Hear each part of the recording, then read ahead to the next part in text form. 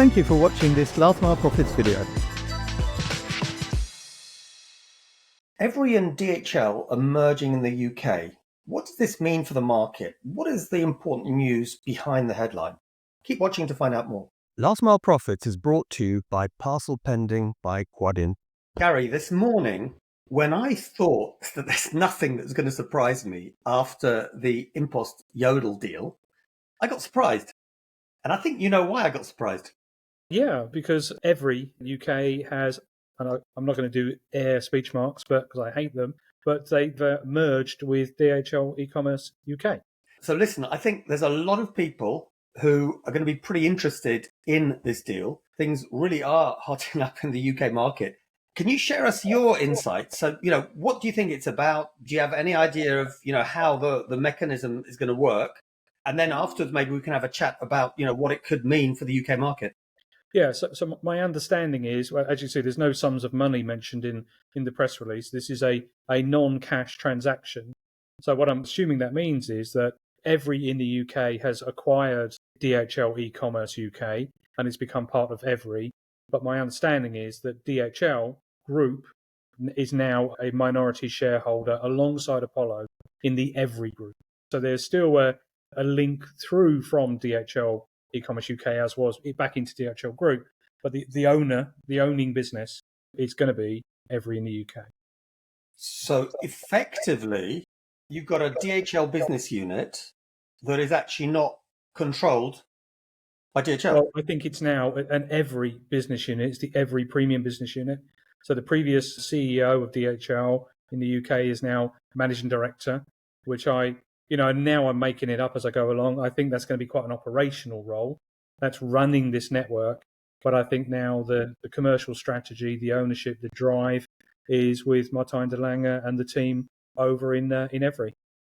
So I think Evri will be running that business and hopefully making a huge success of integrating it into their network. This is actually really cool because I don't know if you remember a while ago, I don't know if we've aired it yet, but we had a chat when we were talking about the Yodel deal, I think. And we mentioned that, what is the picture? What is Apollo's goal? Because we didn't quite understand where it might go. And well, now we know. Maybe it's worth thinking, what implications might this have? So I'm going to, I know you really want to get to this, but look, I'm going to, from my side, say what I think perhaps has changed in the constellation. So I think you've got about 4 key players. And the question is going to be which of them is first to hit the finishing line. So you're going to have Evri-DHL. We know that you've got Impost Yodel. We got Royal Mail under new ownership and perhaps reinvigorated. And then we've got one that's a bit special, which is Amazon Logistics, which it's more of a closed network. So it's on the side. Before you ask, I intentionally haven't included DPD UK, which is a very good business unit, but it's not holistic in the way that those other players are in terms of out-of-home capability. That I completely disagree with, by the way. You really are disagreeing a lot now, so tell me, why do you disagree? Well, look, so I think there are 3 billion parcel businesses in the UK, and you've named them. Evri, because they were 800 million parcels before. I believe DHL eCommerce UK, I'm glad we're never going to have to say that out loud again, because it's a mouthful, is getting towards the sort of 100 million mark. So put it 2 together, bit of organic growth. They're going to be a billion parcel business. Royal Mail, billion parcel business. Amazon UK, billion parcel business. Whether they're a closed network or whatever, it doesn't matter. Everybody else now starts to look like also ran. I think DPD, with their 11,000 out-of-home points and their use of the Quadient locker network and their investment in Yi, are probably got the second highest out-of-home volume in the UK after Evri, with the exception of Impost, which is all out-of-home. They're about 450 million parcels a year. They were comparable to Evri a few years ago. Evri was smaller than Yodel 10 years ago. They caught up with DPD, and now they're double the size of DPD. Then you look at Impost Yodel. Yodel, I would estimate 180, 190 million parcels. Impost, just growing their direct volume business and winning clients.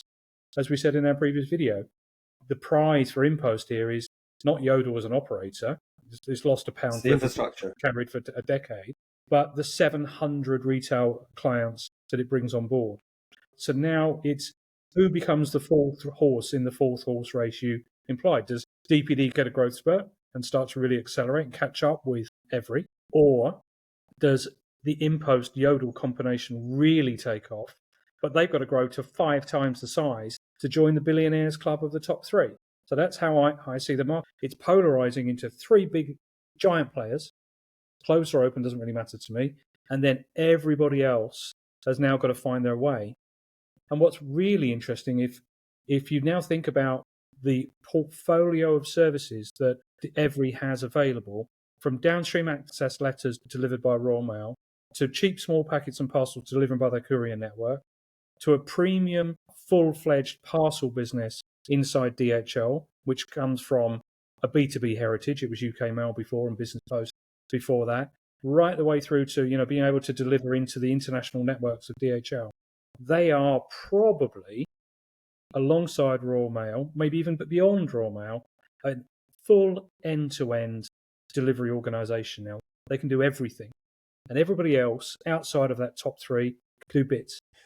Well, again, I think this is the second time now we're disagreeing. So I will say, I think I agree on the top 3 plus, say, Amazon, which is a bit special. So let's say 3 plus 1.